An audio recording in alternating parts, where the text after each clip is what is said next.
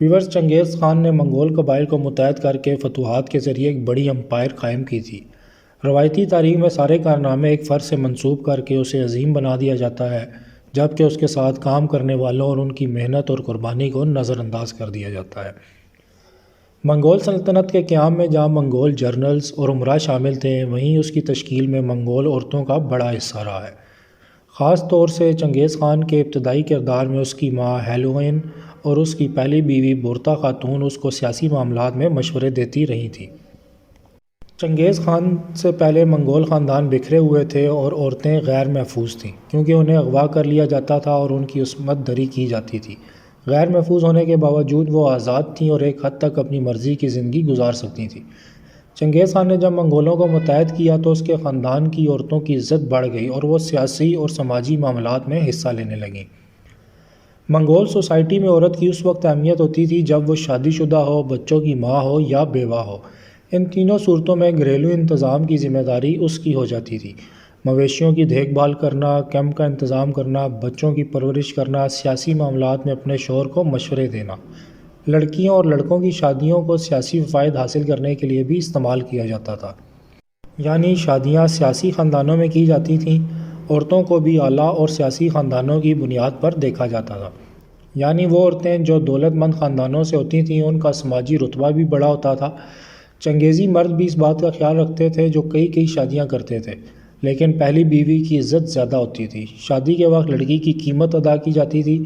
لڑکی جہیز لاتی تھی جس میں سونا، چاندی، مال، مویشی وغیرہ ہوتا تھا اور جہیز میں ملازم بھی ہوتے تھے، لیکن جہیز عورت کی جائیداد ہی رہتی تھی۔ اس کے بعد مویشی لڑکوں کو ملتے تھے، جبکہ زیورات اور کپڑے لڑکیوں میں وراثت کے طور پر تقسیم ہو جاتے تھے۔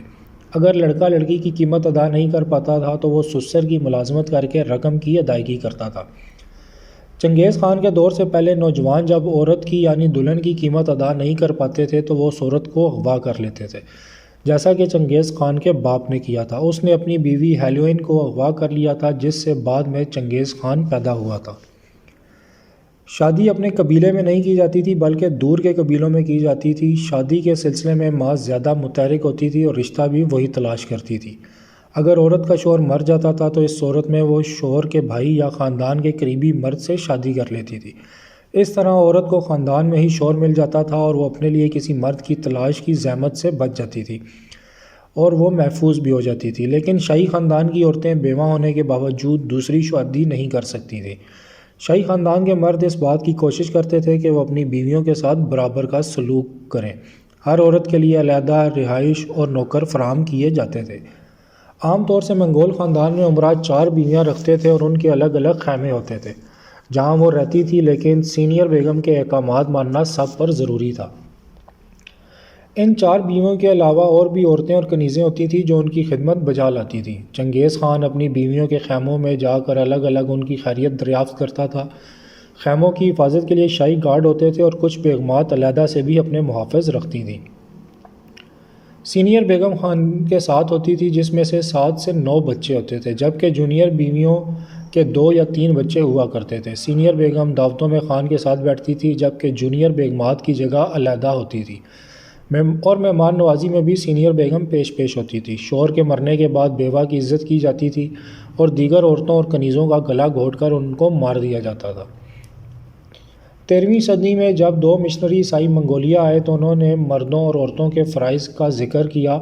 مثلاً گرمی اور سردی میں منگول اپنا کیمپ تبدیل کرتے تھے تو عورتیں گاڑی میں سامان لادنے اور اتارنے کا کام کرتی تھیں اور گاڑی بھی خود چلاتی تھیں۔ عورتیں مویشیوں کی دیکھ بھال کرتی تھیں اور مرد گھوڑوں کی دیکھ بھال کرتے تھے۔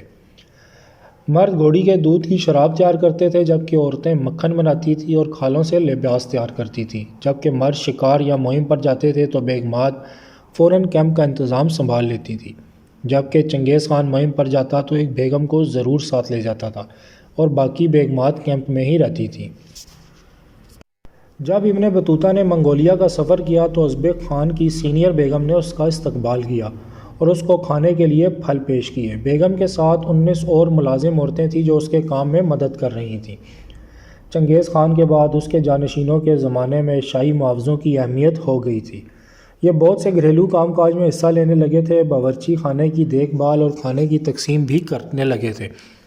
ہر بیگم کے لیے ملازم ہوتے تھے، کچن کا خرچہ علیحدہ سے کیا جاتا تھا، لباس اور زیورات کا رواج تھا اور سواری کے لیے اونٹ یا گاڑیاں ہوتی تھیں۔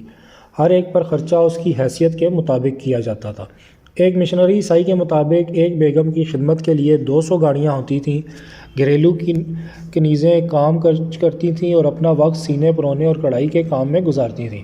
چنگیز خان کے بعد منگول امپائر کی دولت میں بے پناہ اضافہ ہو گیا تھا، اس لیے شاہی خاندان کے ملازموں کی تعداد کئی سو گنا ہو گئی تھی، جن میں عورتیں اور مرد ملازم شامل تھے۔ ان کے زیر استعمال گاڑیوں کی تعداد میں بھی کئی سو گنا اضافہ ہو گیا تھا۔ یہ شاہی خاندان میں شادیاں کرتے تھے۔ بازنطینی خاندان میں سے بھی دولت آنے کا سلسلہ شروع ہو گیا تھا اور مال غنیمت میں سے بھی عورتوں کو حصہ ملتا تھا۔ طاقتور ہونے کے بعد منگولوں نے اغوا کر کے شادی کرنے کا سلسلہ ختم کر دیا تھا۔ جہیز کا بہرحال رواج تھا۔ عورتیں تجارت میں پیسہ بھی لگاتی تھیں، جبکہ چائنیز، ترک اور مسلم تاجروں کے ذریعے تجارت بھی کرتی تھیں۔ منگول سلطنت کے مستحکم ہونے کے بعد مفتوح حکمران شاہی خواتین کو تحفے تحائف دیا کرتے تھے، ان کو جاگیریں بھی دی جاتی تھیں۔ کاریگر اور ہنرمند ان کے ملازم ہوا کرتے تھے، جو اشیاء تیار کر کے فروخت کرتے، جس کا منافع بھی شاہی خواتین کو جاتا تھا، اس لیے ان کے پاس مالی وسائل وافر ہوتے تھے۔ اور اس کے علاوہ مویشی، زمین، تحفے تحائف اور مال غنیمت کی بھی بہتات ہو جاتی تھی۔ عورتیں مذہبی معاملات میں آزاد تھیں۔ عورتوں کا پرانا مذہب شامانی تھا۔ نستوریت، بدھ مت، عیسائیت اور اسلام کو ماننے میں وہ آزاد تھیں۔ کچھ عورتیں اپنا عبادت خانہ ساتھ لے کر چلتی تھیں اور مذہبی رسومات ادا کرنے میں بھی آزاد تھیں۔